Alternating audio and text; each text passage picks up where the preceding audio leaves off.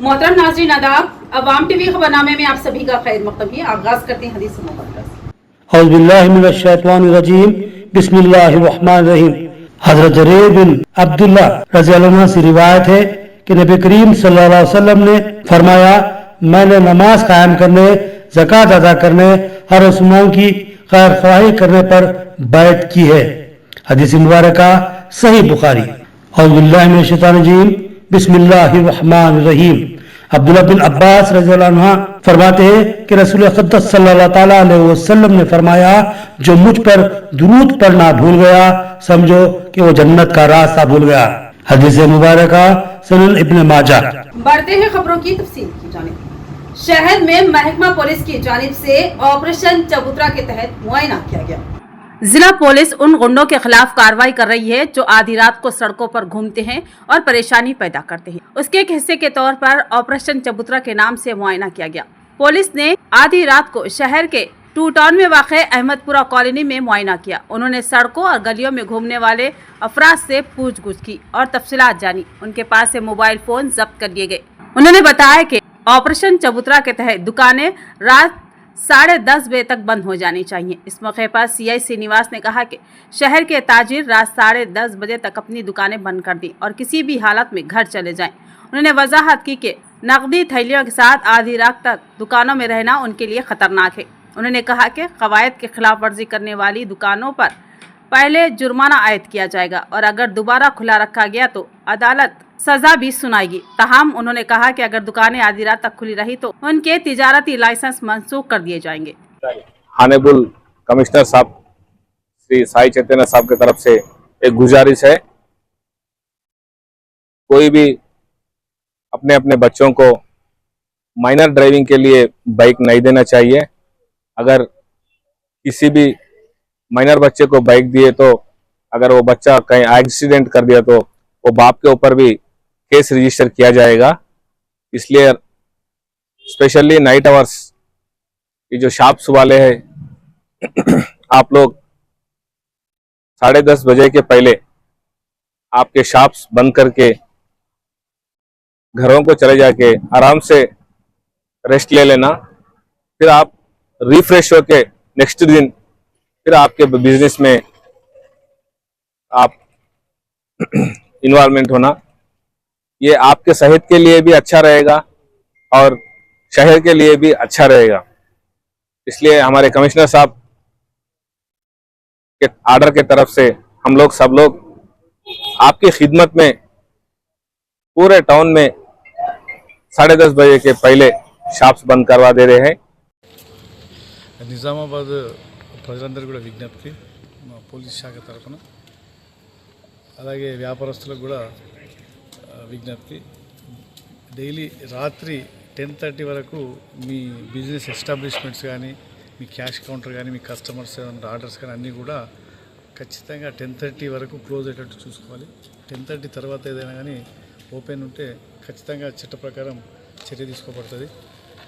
ఒకసారి ఫైన్ అవుతుంది, రెండోసారి మళ్ళీ రిపీట్ అయితే మాత్రం మళ్ళీ జైలు అవుతుంది, మళ్ళీ తర్వాత మూడోసారి మళ్ళీ రిపీట్ అయితే అది ట్రేడ్ లైసెన్స్ కానీ ఇంకా ఇతర గవర్నమెంట్ నుంచి వచ్చే లైసెన్స్ క్యాన్సిల్ అయ్యి ఆ షాప్స్ కానీ హోటల్స్ కానీ ఇంకేమైనా ఉంటే ఎస్టాబ్లిష్మెంట్స్ కానీ కంప్లీట్గా క్లోజ్ అయ్యి మళ్ళీ మీ జీవనోపాధి కూడా కంప్లీట్ బంద్ అయ్యే అవకాశం ఉంటుంది। కాబట్టి ఇదంతా కూడా పబ్లిక్ అంటే మీకోసమే, పబ్లిక్ కోసం, మీ సేఫ్టీ కోసం మాత్రమే మా డిపార్ట్మెంట్ మా గౌరవ సిపి గారి ఆదేశాల మేరకు కూడా ఇవన్నీ నిర్వహించడం జరుగుతూ ఉంది। शहर के बीजेपी दफ्तर में बीजेपी की यौम तासीस के मौके पर शानदार तकरीब का इनेकाद और बने एमएलए धनपाल सूर्य नारायण ने परचम कुशाई अंजाम दी।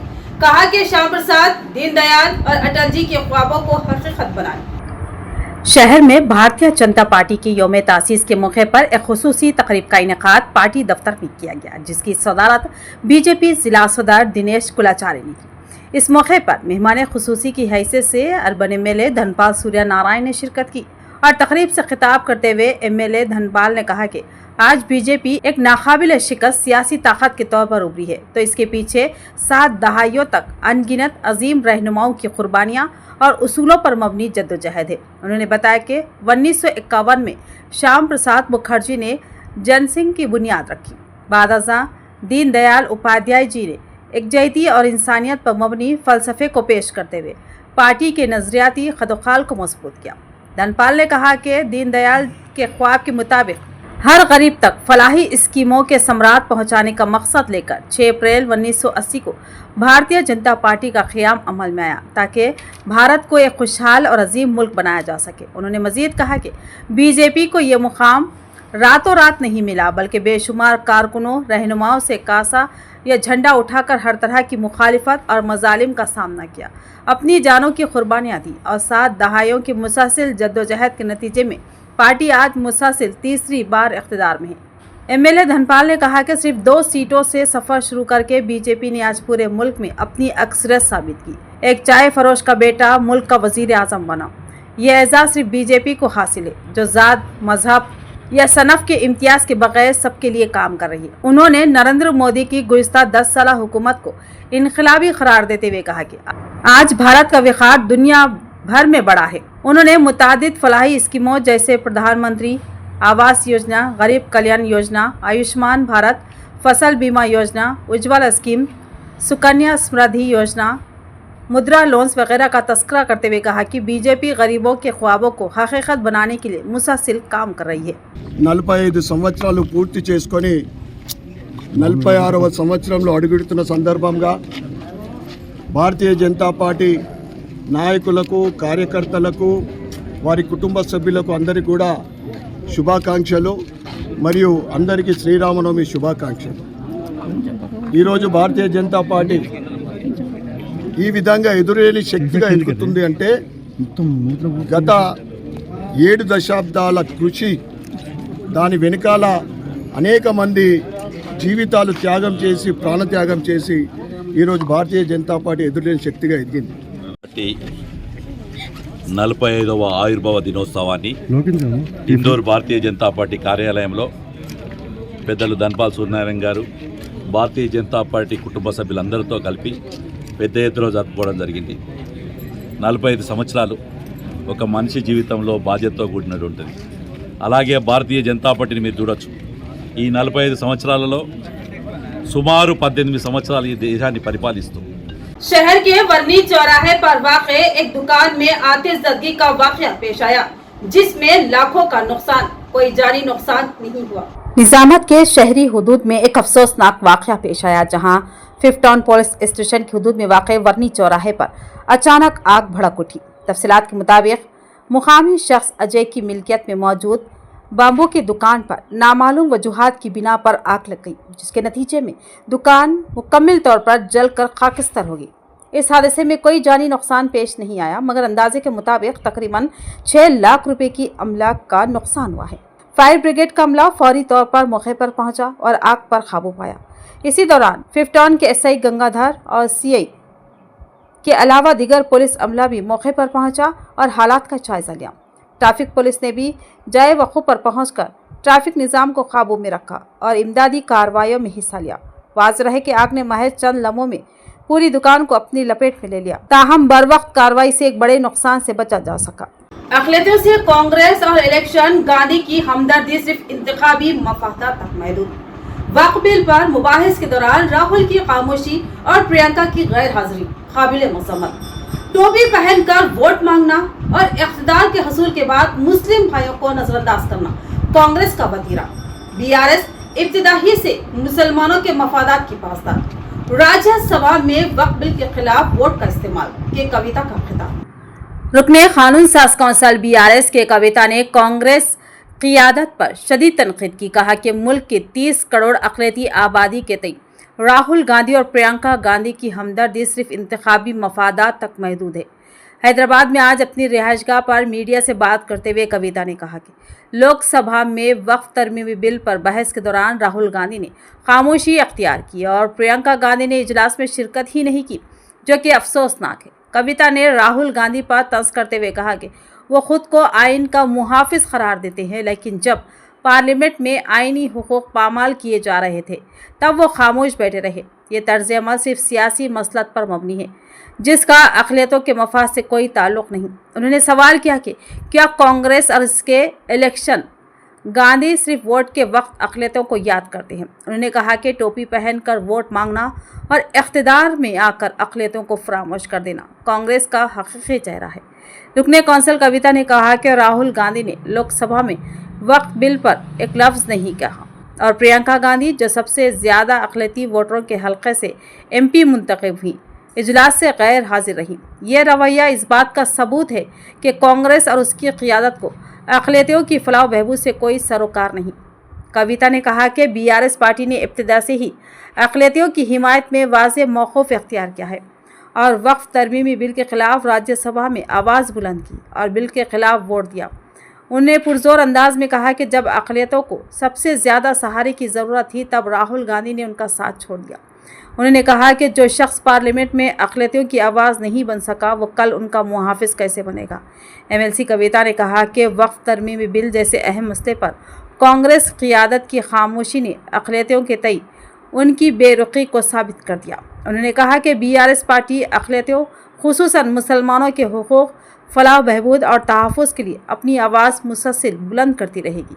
देखिए, गांधी परिवार का जो ये रवैया है, तेलंगाना के लोग बहुत अच्छे तरीके से इनसे वाकिफ़ है, इनके रवैया जैसा है। जब अगर कोई इलेक्शन होगा तो सारा गांधी परिवार देश के हर कोने कोने पे उनको ले जाया जाता है, उनको घुमाया जाता है, उनके नाम पे वोट मांगा जाता है। लेकिन जब असली मुसीबत लोगों के ऊपर आती है, जब कोरोना आती है, जब ऐसा बिल कुछ बनता है, ऐसा कोई आपत्ति लोगों पे आती है, वो कहीं नहीं दिखते हैं। ना मुसलमानों के मामले में दिखते हैं, ना कल HCU के मामले में दिखे, ना कहीं दिखते हैं। जब अगर इलेक्शन था तो HCU में आए थे राहुल जी, आज इलेक्शन नहीं है तो नहीं आए। इलेक्शन के टाइम पे मुसलमानों के मीटिंग में जाते हैं, बात करते हैं, और आज जब सही इस देश के मुसलमान पे आपत्ति आती है तो राहुल गांधी गायब रहते हैं। प्रियंका जी तो थे ही नहीं पार्लियामेंट में। सोनिया मैडम तो एटलीस्ट आधी रात तक बैठ के उन्होंने वोट किया, लेकिन बाकी इन्होंने बात भी नहीं किया। राहुल जी ने क्यों बात नहीं किया? हर बात पे, हर छोटे बात पे बात करते हैं, क्यों बात नहीं किया इन्होंने? तो इनका बिल्कुल गांधी परिवार का जो रवैया है, आज पूरे देश के सामने उनका पर्दाफाश हो चुका है कि असली आपत्ति जब आती है तो कांग्रेस की गांधी परिवार लापता हो जाती है। आमूर हलके में बीजेपी का यौम तासीस जोश व खरोश से मनाया गया। इस प्रोग्राम में MLA P राकेश रेड्डी ने शिरकत की और परचम कुशाई अंजाम दी। आरमूर हलके के अम्बेडकर चौराहे पर भारतीय जनता पार्टी यौम तासीस शानदार अंदाज में मनाया गया। इस पुरवखार तकरीब में मेहमान खुसूसी की हैसियत से MLA P राकेश रेड्डी ने शिरकत की और पार्टी परचम कुशाई अंजाम दी। इस मौके पर MLA ने खिताब करते हुए कहा कि BJP ऐसी जमात है जो देही सतह तक अपनी जड़ें मजबूत कर रही है और मुल्क की सकाफत, रिवायत और तरक्की पर खुसूसी तवज्जो देती है। उन्होंने कहा कि BJP सिर्फ एक सियासी जमात नहीं बल्कि एक नज़रिया है जो मुल्क के हर गांव, हर बस्ती तक पहुंच रहा है। इस प्रोग्राम में पार्टी कायदीन, कारकुनान की बड़ी तादाद मौजूद थी, जिन्होंने जोश व खरोश के साथ यौम तासीस की तकरीबात में हिस्सा लिया। ग्राम ग्रामाना ఆవిర్భావ మహోత్సవాలు జరుపుకుంటాం. మరి ముఖ్యంగా ఈ దేశ సాంప్రదాయం గురించి, సంస్కృతి నాశనం కాకుండా ఈ దేశాన్ని గురించి ఆలోచించి, ఈ దేశంలో మెజారిటీ ప్రజలైన హిందువుల బాగోగుల గురించి ఆలోచించి నిర్మించబడ్డ పార్టీ, స్థాపించబడ్డ పార్టీ. అప్పటికన్నా ఈరోజు పార్లమెంట్లో చట్టాల మీద సవరణ చేసినప్పుడు అర్థమైంది ఈ పార్టీ ఎందుకు అవసరం వచ్చింది ప్రజలకు. पुलिस की बड़ी कार्रवाई, घरों में चोरी करने वाला आदि मुजरिम गिरफ्तार और उसके कब्जे से 51 ग्राम सोना बरामद। जिला पुलिस ने एक खतरनाक और घरों में चोरी करने वाला आदि चोर को गिरफ्तार करके अहम कामयाबी हासिल की। Assistant commissioner of police L राजा वेंकट रेड्डी ने आज एक प्रेस कॉन्फ्रेंस में बताया कि मुलजिम नानदीप आनंद राव मंडाकर उर्फ ज्ञानेश्वर, जो कि महाराष्ट्र के नांदेड़ जिले के कारला गांव से ताल्लुक़ रखता है, जिसको माकलूर पुलिस ने गिरफ्तार कर लिया। ये गिरफ्तारी उस वक्त अमल में आई जब पुलिस गश्त के दौरान मानिक भंडार चेकपोस्ट के करीब मुश्तबा हालत में घूमते हुए मुलजिम को हिरासत में लिया। इब्तिदाई तफ्तीश के दौरान मुलजिम ने माकलूर मंडल के मादापुर गांव में एक घर में चोरी करने का एतराफ़ किया। इस वारदात में चुराए गए 65 ग्राम सोने के जेवरात उसके कब्जे से बरामद किए गए। इसके अलावा नंदीपेट पुलिस हदूद में वाक़ आइलापुर और वेलमल देहातों में भी चोरी की वारदातों का एतराफ़ करते हुए मजीद 26 ग्राम सोना बरामद किया गया। इसी तरह मजमूई तौर पर पुलिस ने मुलजिम से 51 ग्राम सोना बरामद किया और मुलजिम पहले भी जकरानपल्ली, बालकुंडा, मोरताड़ और वेलपुर थानों में दर्ज कई चोरी के मुकदमात में मुलविस रहा है और कई बार जेल की हवा भी खा चुका है। मार्च 2025 में जमानत पर रिहा होने के बाद दोबारा चोरी की वारदातों में मुलविस हो गया। इस केस की कामयाब तफ्तीश में ACP Nizamabad division inspector B Srinivas, सब इंस्पेक्टर एम राजशेखर और अमले के अरकान राजेश्वर, बालिंगम प्रसाद ने अहम किरदार अदा किया, जिन्हें एसीपी की जानिब से खुसूसी मुबारकबाद पेश की गई। दरपल्ली मंडल मुस्तखिल में बीजेपी कायदीन ने यौम तासीस शानदार अंदाज में मनाई और परचम कुशाई अंजाम दी। इस मौके पर बीजेपी मंडल सदर महिपाल यादव ने कहा कि नरेंद्र मोदी की क़ियादत में हिंदुस्तान हर शोबे में तरक्की की राह पर गामज़न है। दरपल्ली मंडल मुस्तखिल में वाक़ भारतीय जनता पार्टी के दफ्तर में पार्टी का यौम तासीस नहायत ही जोश व खरोश के साथ मनाया गया। इस मौके पर बीजेपी मंडल सदर महिपाल यादव ने पार्टी कायदीन और कारकुनान के हमरा पार्टी परचम कुशाई की और मुल्क के अवाम को दिल की गहराइयों से यौम तासीस की मुबारकबाद पेश की और कहा कि भारतीय जनता पार्टी का एजाज़ अटल बिहारी वाजपेयी और लाल कृष्ण आडवाणी जैसे अजीम रहनुमाओं की जद्दोजहद से हुआ और आज यही पार्टी 400 से ज़ायद लोकसभा नशिस्तें जीतने की सलाहियत रखती है। उन्होंने मज़ीद कहा कि नौजवान वज़ीर आज़म नरेंद्र मोदी की क़ियादत में मुल्क के तमाम शोबों में तरक्की की राह पर तेज़ी से आगे बढ़ रहा है। महिपाल यादव ने कहा कि दुनिया भर में आज भारत को इज़्ज़त व वक़ार की निगाह से देखा जा रहा है और इस मुकाम तक पहुँचाने का सहरा सिर्फ़ और सिर्फ नरेंद्र मोदी को चाहता है। इस प्रोग्राम में बीजेपी के मुकामी कायदीन के अलावा कारकुनान और आवाम की बड़ी तादाद मौजूद थी। तो ये थी खबरों की तफसील। मज़ीद खबरों के साथ फिर मिलेंगे, दीजिए इजाज़त।